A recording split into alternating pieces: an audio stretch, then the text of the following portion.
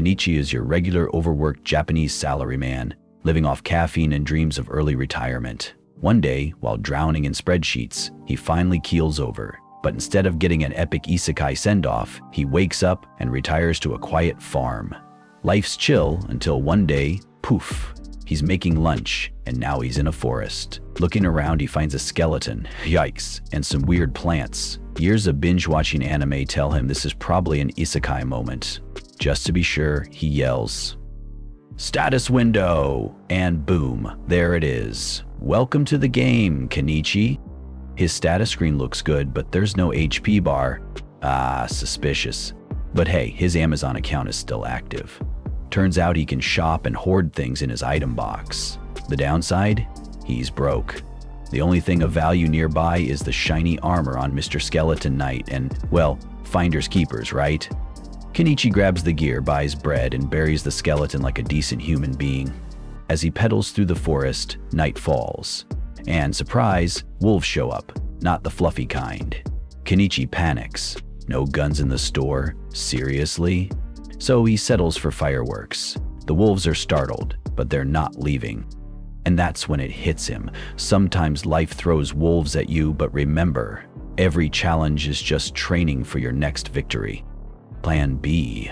He buys a slingshot. Turns out, these slingshot balls pack a punch. A couple of wolves get KO'd, and the rest peace out. Kenichi hops on his bike and escapes into the night like a budget action hero. By morning, he's out of Wolfland, but still lost. So he buys a ladder and a telescope because why not, and climbs a tree. From up there, he spots a city in the distance. Finally, civilization. As he starts pedaling toward the city, a cart nearly mows him down. The driver, a merchant named Fuyo, feels bad and offers him a ride. Kenichi hops in and meets another passenger in the back, a quiet, mysterious woman. While riding, Fuyo couldn't help but comment on Kenichi's odd outfit. Curious, he asked what brought him to the city. Kenichi replied he was planning to start a business there. They eventually arrived at the city gates, and Fuyo kindly dropped Kenichi off in front of his store. As a thank you, Kenichi handed Fuyo a pouch of pepper, but Fuyo's reaction wasn't what he expected. With a serious tone, Fuyo warned Kenichi not to sell pepper here. The spice mafia, Baikoba, ran the whole market and didn't take kindly to competition. If Kenichi tried, they might send their notorious Boeing assassin after him. Kenichi was floored. Who knew selling spices could be a death sentence? Still, he appreciated the heads up. Fuyo, knowing this was a private deal, decided to buy the pepper himself. Kenichi tried to wave him off, but Fuyo insisted. "A merchant never takes something for free," he said. Kenichi understood and accepted the payment, though he was shocked by how much Fuyo gave him. He had only paid 1,000 yen for the pepper, but received the equivalent of 100,000 yen in return. After parting ways, Kenichi wandered the town and stumbled across a cozy inn and restaurant. The hostess, Azalea, greeted him warmly, and he asked about lodging. She quoted him 1 copper coin for a room, payment up front. Kenichi handed over the money, but when asked to sign his name, he hit a snag. He couldn't write in this world's language. Azalea noticed his peculiar outfit and guessed he might be a foreign ambassador. Kenichi clarified he was just here to start a business. She was supportive but skeptical, noting that the merchant guild required literacy and math skills. Kenichi reassured her he was fine with numbers, but admitted the language was new to him. To test his claim, Azalea quizzed him on some basic multiplication. Kenichi nailed it, proving he was a math whiz in this world. Impressed, Azalea offered to help him write his name. Kenichi then asked if she'd teach him the language in exchange for candy. The mention of sweets sealed the deal. Candy was a rare luxury, and Azalea was thrilled. After a sugar-fueled excitement, she got to work teaching him. The language turned out to be similar to Japanese katakana, and Kenichi picked it up quickly. Within hours, he could read and write fluently. Azalea was amazed by his skills and even started seeing him as marriage material. Kenichi brushed it off, laughing, as he felt too old for her. Before the night ended, Kenichi sketched a portrait of Azalea, which blew her away. Portraits were usually reserved for nobles, so this was a big deal. In return, she impulsively jumped on him. Let's just say Kenichi's first night in town got interesting. The next morning, Kenichi visited the Merchant Guild to register. After filling out some forms, he paid the registration fee in installments. 1 silver total, equivalent to 50,000 yen. With his new ID stick in hand, he officially became a merchant. He spent the rest of the day exploring the market, taking note of prices. Manufactured goods were pricey, but food was affordable, so he grabbed a bag of fruit to kickstart his plans. The next day, Kenichi got busy setting up a stall to sell his goods. Azalea, watching him work, was amazed at how quickly and efficiently he built it. As Kenichi hung up some flyers, she noticed something unusual. Clothespins. Their design caught her attention. Turns out, clothespins in this world were flimsy wooden things held together by rubber bands and were practically useless. Azalea asked if Kenichi was selling them too. He hadn't even thought about it, but her excitement gave him a light bulb moment. These simple clothespins might just be a hit. Later, Kenichi headed to the market for his first day as a merchant. He found a cozy spot next to an old lady named Anama and asked if she minded him setting up there. She didn't, so Kenichi pulled out his stall from his item box. That alone left Anama impressed, but her eyes lit up when she spotted the clothespins. She decided to buy a few. Kenichi, surprised, asked why she'd support a competitor. Anama chuckled, saying there's no rule against it, and she wasn't interested in any rivalry. As the day went on, Kenichi's stall started drawing attention. Customers loved his goods, especially the sturdy clothespins. They were such a hit that Kenichi thought he could probably make a living off them. Still, he knew others might start copying his design eventually, so he couldn't rely on them forever. Then a man approached Kenichi's stall. From his sword and fancy clothes, it was clear this guy was a noble. He asked to see one of Kenichi's knives. After testing it and being impressed with the sharpness, he asked for the price. 2 silver, Kenichi said. It wasn't cheap, but the noble understood the quality. He was tempted, but mentioned he needed something a bit longer. Kenichi rummaged through his inventory and found a katana. The noble's eyes practically sparkled at the sight of it, but when Kenichi told him the price, 1 gold coin, the man hesitated. That was no small amount, and he stood there trying to convince himself it was worth it. While this was happening, a cat girl suddenly showed up, sniffed Kenichi's face, and even licked him. Startled, Kenichi quickly realized she was a beast folk, the first he'd ever seen. Once he got over his initial shock, he asked what she wanted to buy. The cat girl and her companions pointed at the cloths Kenichi had used to cover his stall. He hadn't planned to sell them, but business is business. He offered them a deal. 3 cloths for just 1 copper each.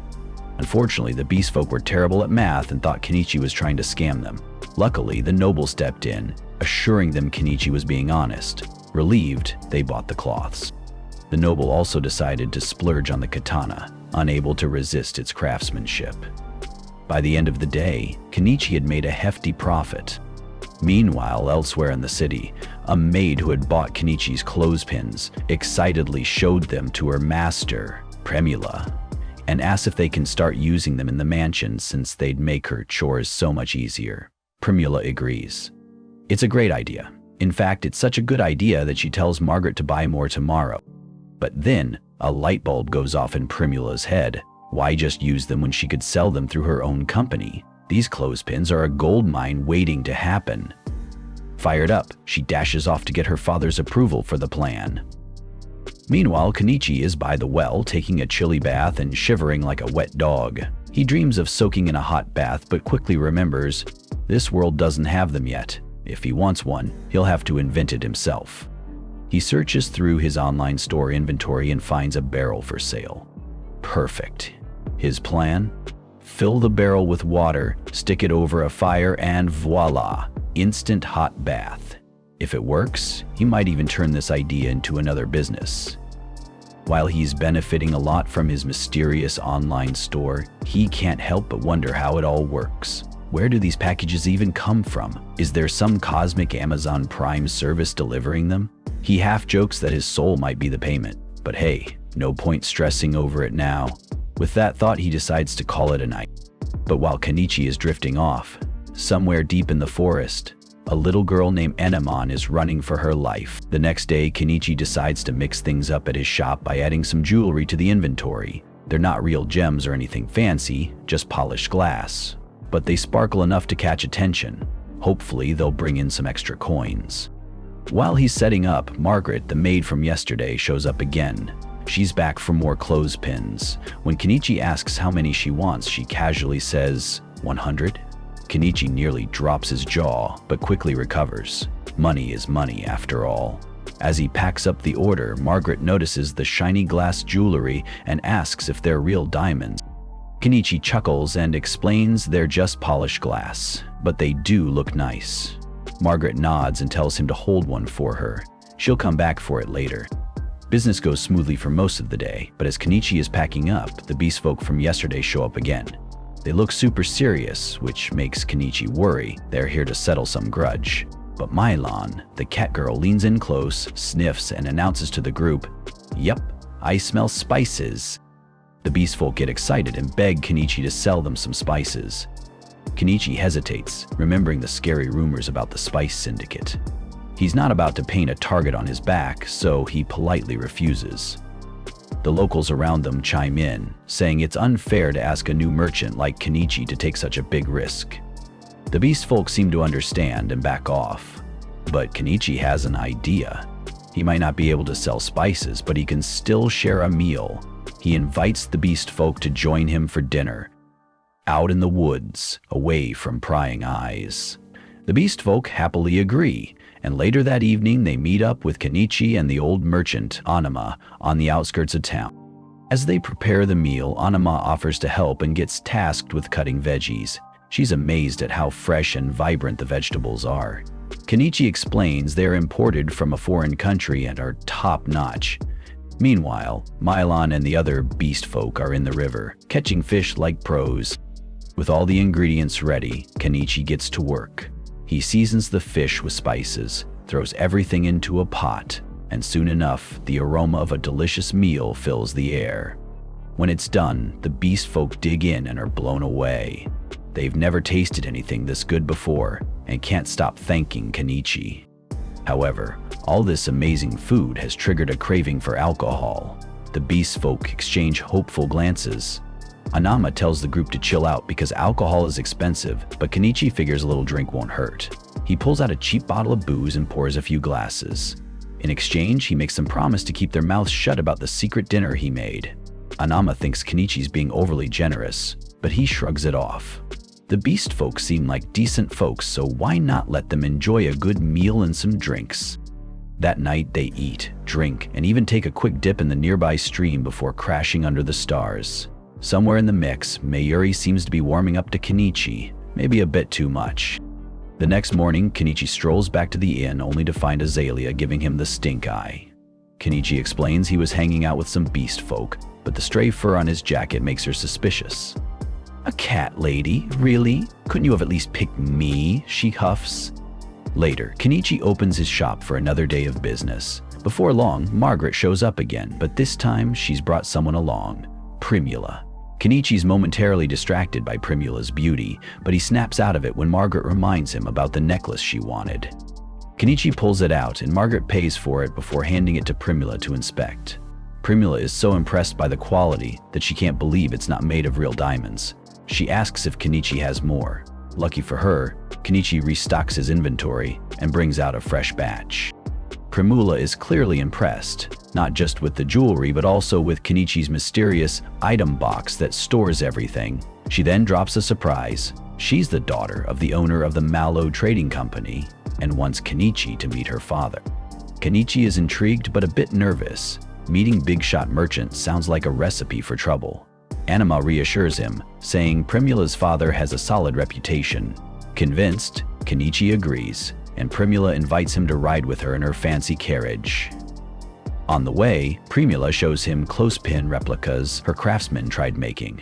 While the wooden part was easy, the metal spring was too tricky for them to replicate. Kenichi sympathizes. Even he doesn't know how the springs are made, though he guesses it's some kind of complicated process. They arrive at Primula's mansion, and Kenichi is blown away by its size. Primula laughs it off, saying it's modest compared to noble estates. Inside, Kenichi meets Malo, her father. After some greetings, they get down to business. Kenichi shows Malo some of his jewelry, and Malo is just as impressed as his daughter. When he learns Kenichi also has an item box, Malo is even more intrigued. He reveals that his own item box helped him build the Malo Trading Company, and believes Kenichi could achieve similar success if he uses it wisely. Malo then proposes making Kenichi the official supplier for his company. Kenichi, half expecting this, asks why Malo doesn't just buy from his shop and resell. Malo admits he could've, but that's a sneaky move, and he'd rather build a direct partnership to stay ahead of his competitors. Malo offers Kenichi 50% of the retail price for his goods. Kenichi could negotiate for more, but he's already making absurd profits from his online store, so he accepts the deal. They shake hands, seal the partnership, and sign the contract. Kenichi's first few supplies make him over 1 million yen in coins, and business is booming. Meanwhile, Primula can't stop admiring Kenichi's jewelry and asks her father if she can buy a few pieces for herself. Malo just chuckles and agrees. After all, it's not every day his daughter is this excited. Primula offers to pay Malice 10 gold coins for the items, which is about 2 million yen. For the first time since arriving in this world, Kenichi's bank balance hits 8 figures. Feeling like a king, he decides it's time to set up his peaceful dream life and buys a house from his online store. The next day, Kenichi heads outside the city walls into the forest to find the perfect spot for his new home. Before leaving, he tells Azalea about his plan so she doesn't freak out. But she's puzzled. Why would anyone choose this scary forest over a cozy city, she asks. Kenichi just shrugs it off. After some wandering, he finds a great spot and gets to work. Step 1. Clearing the area. He buys a weed whacker and starts landscaping, only to realize that, just like back on Earth, fuel is ridiculously expensive. Grumbling about the cost, he powers through until he clears a nice path to the forest. Next up, the trees. Kenichi buys a chainsaw and spends hours cutting them down. By the end, he's got a pile of logs but runs into a problem. These massive trees won't fit in his item box, so he pulls out his chainsaw again and cuts them into 10-meter logs. Finally, they fit, but the sun is setting and there are still tree stumps everywhere. Exhausted, he calls it a day. The next morning, Kenichi tackles the stumps. After some digging, he realizes, I'm way too old for this back-breaking stuff. So he buys a backhoe for over 1 million yen. At first he regrets spending so much money just to avoid manual labor, but then again he reasons, work smarter, not harder. Excited, he fires up the backhoe and realizes it runs on diesel. His store doesn't sell diesel, and panic sets in. After some brainstorming, he decides to make his own diesel using kerosene and additives. To test his concoction, he uses a small diesel generator. It works! Relieved, he plans to finish the job the next day. In the meantime, Kenichi decides to deal with the forest's pesky bugs. He heads to a local magic shop for some bug-repellent magic stones. The shopkeeper, a wizard, greets him warmly and asks about his origins. Kenichi explains he's a foreigner who just set up shop in town. The wizard offers the stones for 3 silver coins, which feels like a ripoff to Kenichi. Thinking quickly, Kenichi pulls out 2 oranges and offers them instead. The wizard, who's never seen oranges before, assumes they're rare and agrees to the trade. Later, Anima tells Kenichi the wizard is a great guy to befriend, unlike Shaga, a wanted criminal whose posters are plastered all over town. Shaga, the leader of a notorious bandit group, is causing chaos. That night, he organizes a raid on a carriage transporting slaves. Whatever his plans are, they can't be good. The next day, Kenichi heads back into the forest, eager to finally use his backhoe. As soon as he starts it up, he's grinning like a kid with a new toy. Not only is it making his work easier, but it's a lot of fun too. For a moment, he feels like nothing can stop him from achieving his dream of a peaceful life in the woods. Then he remembers his wallet. He's almost broke after buying the backhoe. So, any big plans for construction will have to wait. Hoping to make some quick cash, Kenichi visits Malo and Primula to sell them salt and sugar. Malo tries the sugar and loves it, but there's a catch. The state controls all salt and sugar sales, so he can't buy it without risking trouble. Bad news, right? But there's good news too. Those jewels Kenichi sold earlier are flying off the shelf. Malo immediately buys more, and Kenichi earns 15 gold coins, roughly 3 million yen. Now he has enough to buy the log cabin he found in his store. Kenichi can't believe his store actually sells a whole cabin, and for only 1.7 million yen, it's a deal too good to pass up. But when he buys it, he doesn't get a pre-assembled house. Nope, he gets buried in a pile of wood planks and a manual that might as well be written in hieroglyphs. After reading the instructions and regretting his life choices, Kenichi starts building. Luckily, the beast folk from before happened to pass by and offer to help as a thank you for his kindness earlier. Weeks fly by, and thanks to the beast folk's help, the cabin starts to come together. Kenichi keeps his stall open while chipping away at construction. After nearly a month of teamwork, the cabin is finished. To show his gratitude, Kenichi throws a barbecue party for his new friends. But the work isn't over yet. Kenichi still has to paint the walls, finish the roof, and figure out how to generate electricity. It takes another month of effort, but he finally gets everything sorted. He builds a fence, sets up a farm, and installs solar panels for electricity. Now his home is fully self-sufficient. To celebrate, Kenichi takes a long, warm bath. The only downside? He doesn't have indoor plumbing yet, so he had to bike back and forth to fill the tub. Still, it's a victory.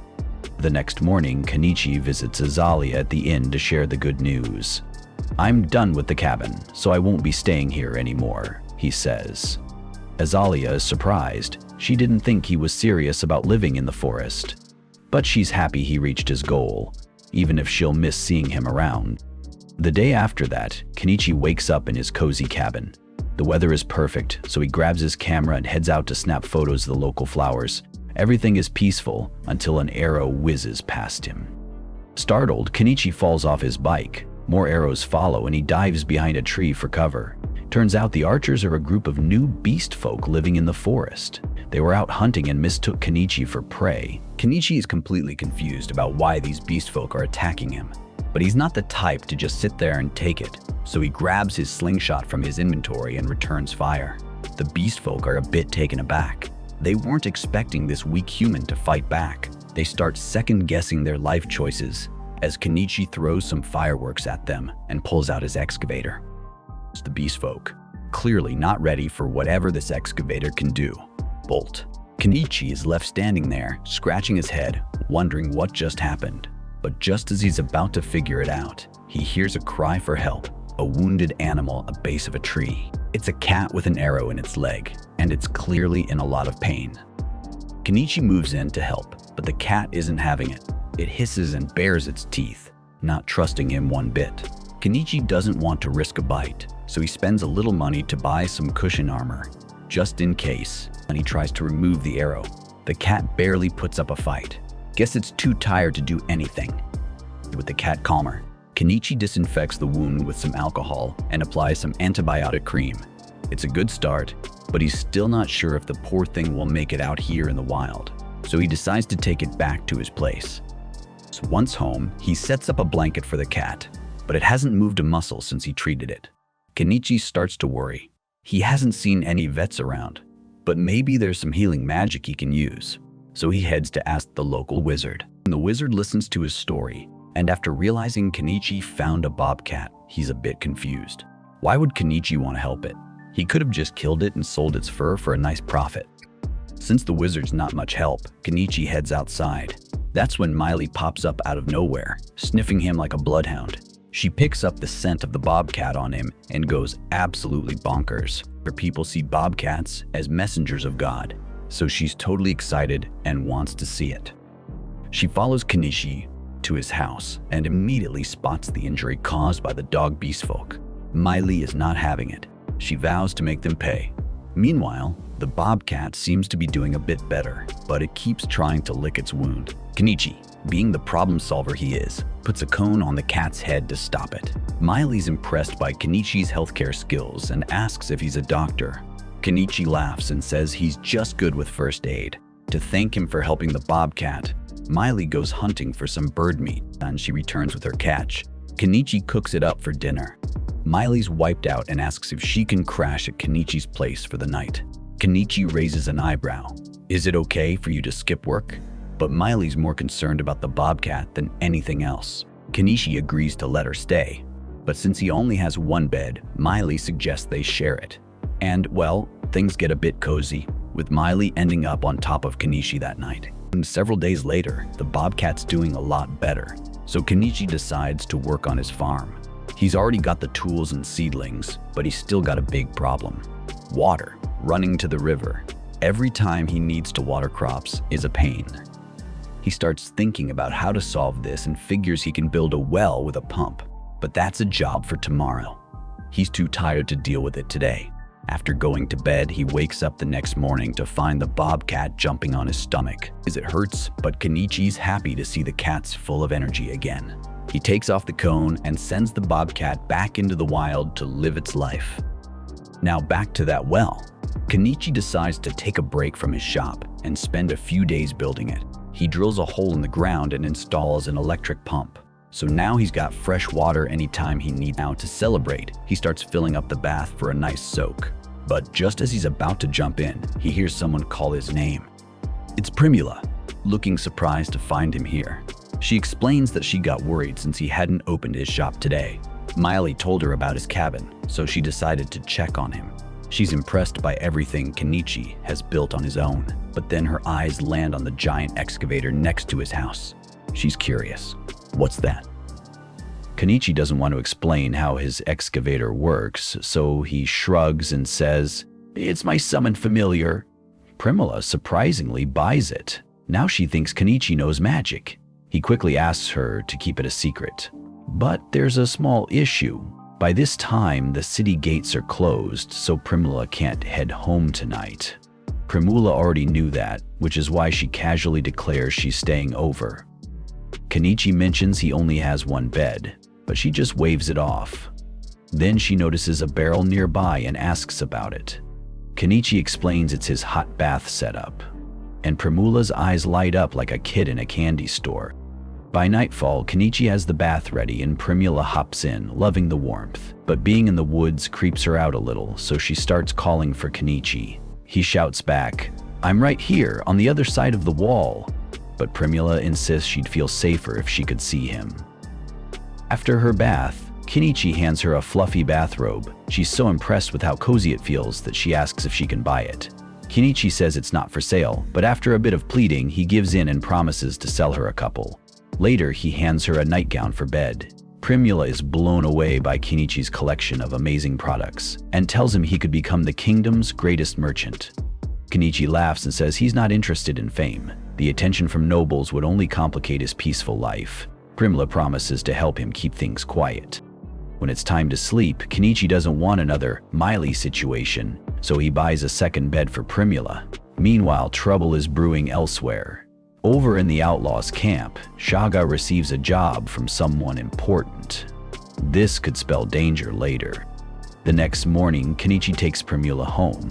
While there, he discusses the bathrobes with Mallow, who thinks they'll sell like hotcakes. Since they're on the topic, Kenichi jokingly suggests selling something a bit spicy.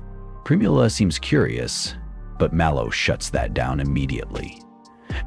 Just then, Margaret arrives with some ledgers for Mallow. Seeing Kenichi's curiosity, Mallow explains he's rewriting the old ledgers using a new system called double-entry bookkeeping.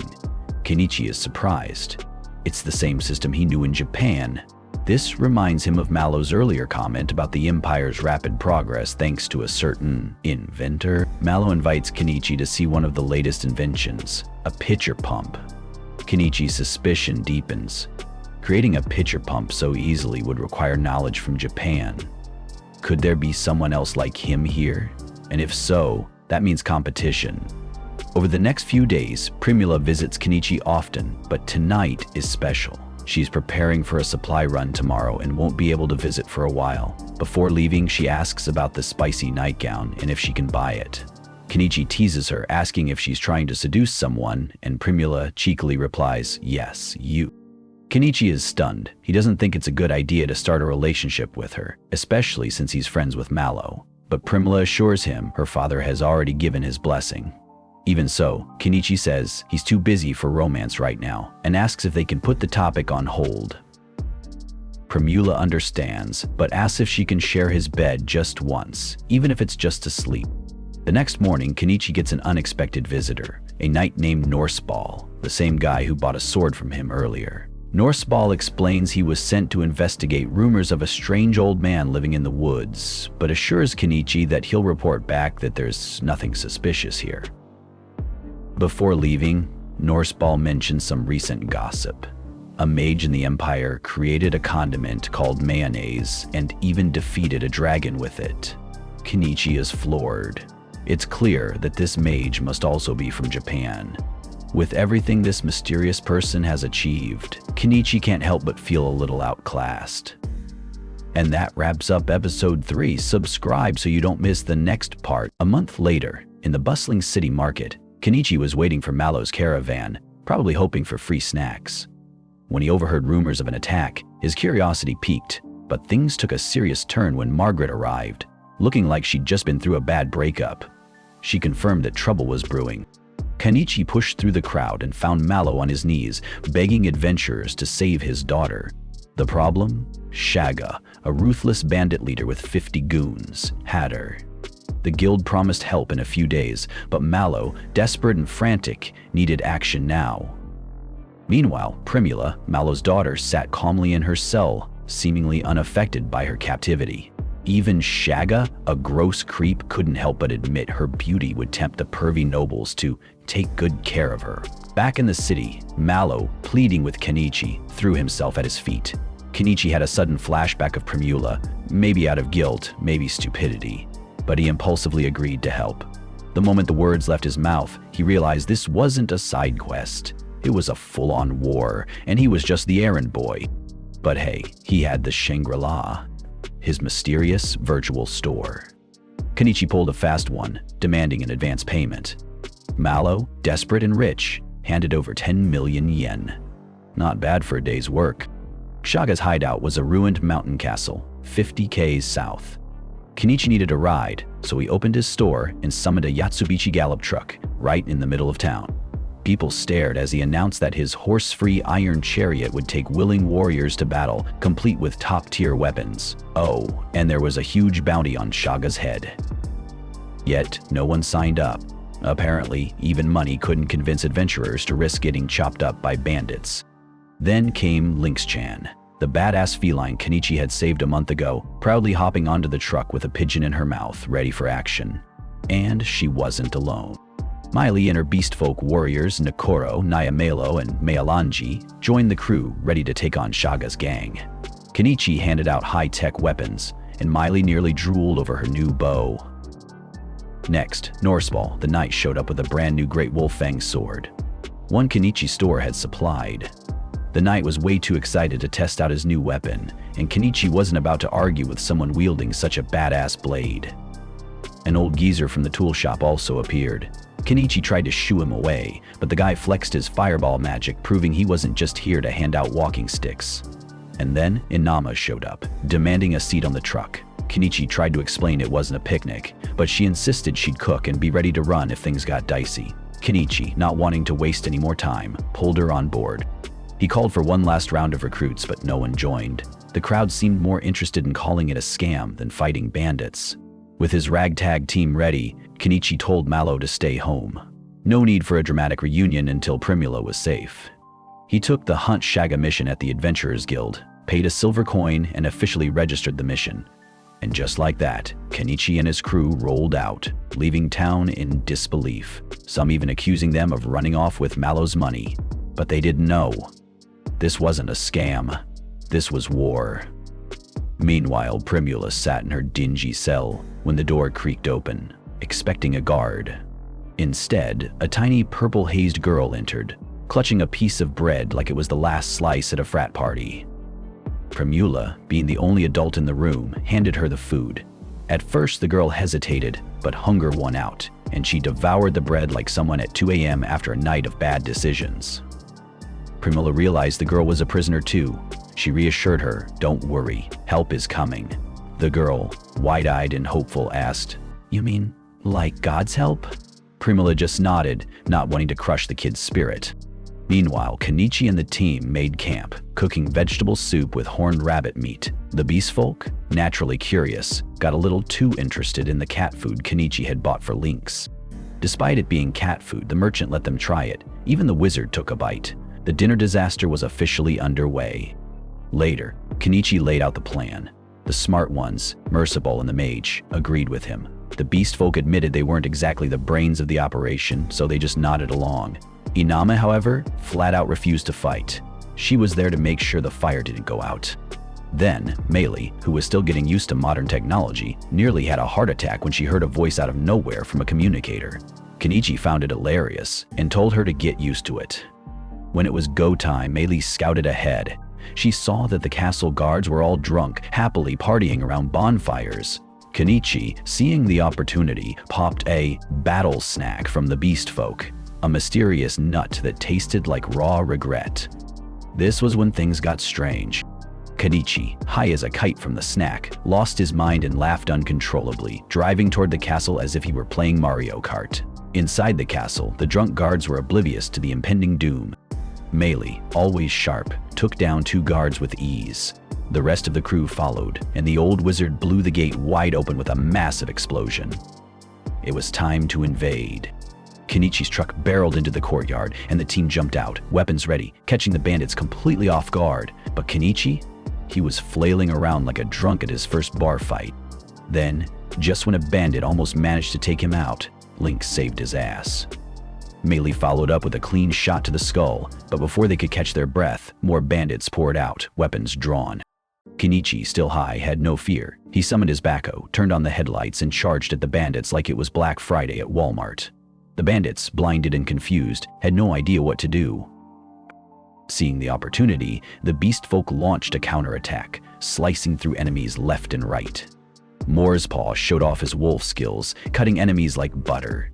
Meanwhile, Kenichi, still in Mario Kart mode, was running dudes over and laughing like a maniac. Kenichi, in full bulldozer mode, tears through the walls of the ruins, trying to find the cell where Primilla is trapped. He hears screams and sees a bright light burst from the hole, making the purple-hated girl think she's staring at God himself. Despite all the chaos, Kenichi still can't find Primilla and starts to panic. That's when Shaga steps in, holding a woman hostage.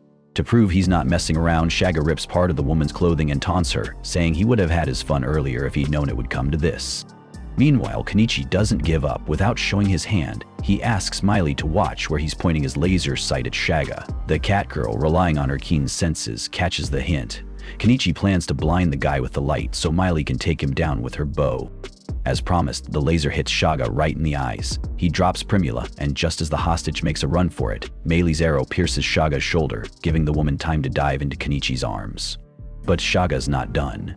He lunges to throw his sword, but a mysterious wind blows him back, right into Meili's arrow. She nails him dead center in the forehead, making sure he can't get up. Primilla finally reaches Kenichi, wrapping him in a hug. The man, maybe thanks to the mysterious nut he ate earlier, feels an overwhelming urge to grab her, but he forces himself to hold back. With the rescue mission a success, Nyanji rushes back to camp to inform Anima of the good news. Kenichi, playing the role of the hero, buys clothes for the freed women and arranges for a bath for everyone. He even gives Primula a pair of scissors to cut the young girl's hair, which causes one woman to forget her trauma for a moment and ask if she could sell the scissors in her company. As she's talking, she accidentally drops her towel and runs off, embarrassed. After bathing and getting dressed, the youngest girl introduces herself as Anmone and gives Kenichi a letter from the shady nobleman Shiga, who was behind the kidnapping. Back at camp, Inama is overcome with emotion upon seeing everyone safe, having feared the worst. She notices the child among them and remarks that her daughter would have been the same age if she'd still been alive. Kenichi had no idea Inama had a daughter, and she explains, with a heavy heart, that the girl died during an epidemic. Exhausted from the day's events, the freed women are put to bed, and the group plans to head back to Dahlia the next morning. They still have the grim task of disposing of the bandits' bodies, but for now, Kenichi falls asleep next to Primula and Enmanon, finally getting a moment of rest after the chaos. That's it for this episode. Thanks for watching my recap. See you in the next video.